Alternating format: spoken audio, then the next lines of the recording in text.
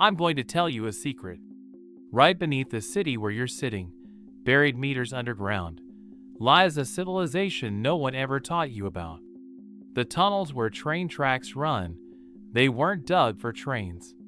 Those neo-Gothic city halls, those grand railway stations, those Ottoman-era bathhouses, none of them were built by your ancestors. And the 13 families who know exactly who built these structures are still hiding that truth from you today. What about the institutions built to silence you? They're doing exactly that. Take a deep breath, because after this video ends, you'll never look at history the same way again. In the early 1800s, world maps began to change in a strange way.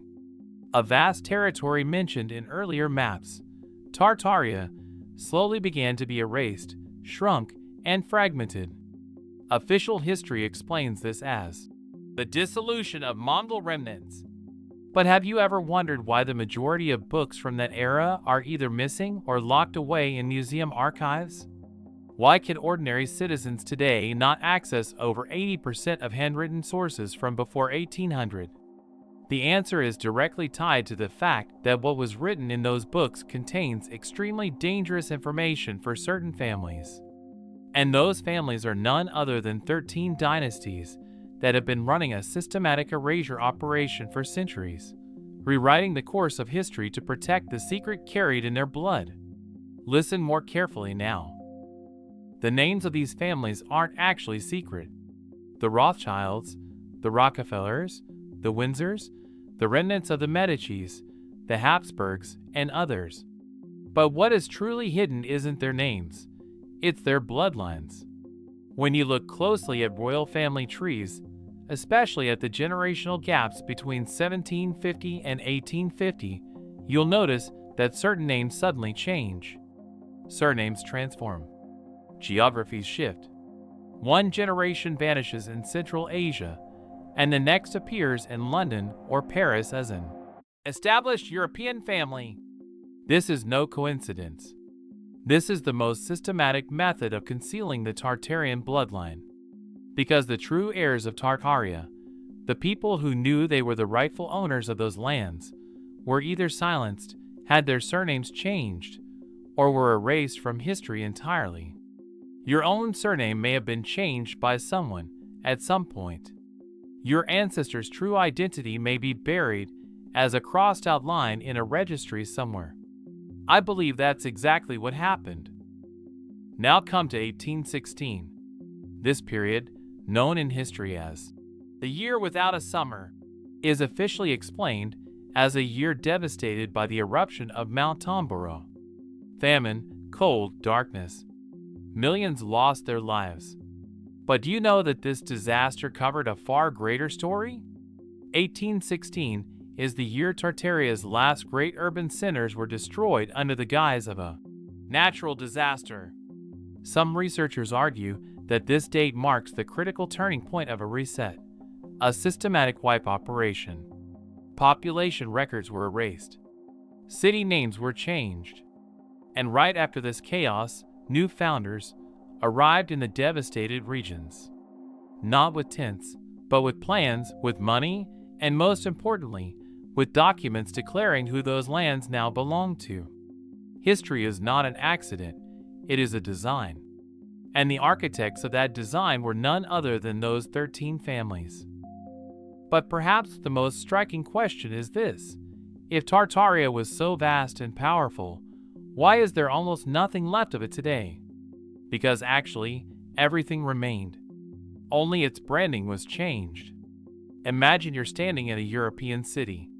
In front of you is a massive municipal building. Neoclassical columns, symmetrical facades, limestone blocks no single person could carry alone. Official history says these buildings were constructed in the 1870s or 1890s. But do the math. With the technology of that era, the available workforce, the available capital, could these structures really have been built that quickly? The answer is no. These buildings are far older. They are the products of a far more advanced civilization. And that civilization is Tartaria itself. The 13 families didn't demolish these structures because they couldn't. Instead, they claimed them, they stole them, rebranded them, and decorated them with their own coats of arms and symbols. When you walk into a museum or a government office today, you are walking through stolen heritage. What about what lies beneath the ground? The official explanation for the tunnel networks under the world's great cities is always the same: Industrial Revolution infrastructure. But some tunnel systems beneath London, Paris, Istanbul, and Moscow carry traces suggesting they existed long before their official construction dates. Some tunnels are the product of an engineering understanding that simply did not exist in that era. And some of these tunnels remain closed to this day, off-limits, unarchived. Why? Because giant skeletons stored in museum warehouses, architectural remains of unusual scale, decades worth of crates still waiting to be cataloged. These are not conspiracy theories. They are question marks. And at the end of every one of those question marks, you'll find the fingerprints of the same 13 families. And these families still consider themselves the owners of the world. Now I need to tell you about modern institutions, because this is the darkest chapter of this story. In the mid-19th century, right in the middle of this entire reset operation, something happened. There was an explosion of asylums. Suddenly, in every major city, massive, magnificent, almost palace-like mental institutions were built. Official discourse presents these as social progress and medical modernization. But think about it. What happened to the people who survived the Mudflood, who emerged from the upper floors of buildings buried underground, who alone remembered the past in a world where everyone around them had lost their memory? They were declared insane. And those magnificent asylums were used precisely to silence these people, erase their testimonies, and remove the final obstacles standing in the way of the new history being constructed by the 13 families. There's a reason you're told to trust authority, because authority was designed to silence you. And here, at the very center of this story, stands you, an ordinary person. The surname you carry may have been changed. The historic building you pass every day may have been stolen. The metro you ride may be moving through the tunnels of a far older civilization. And the history you were taught may contain only as much as 13 families chose to allow you to know. The Great Reset is not a future project. The Great Reset has already happened, and we are living on top of its ruins, a civilization that has lost its memory. One question remains: what will you do now?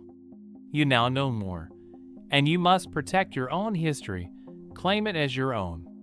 These 13 families need to learn that they are no longer the owners of this world.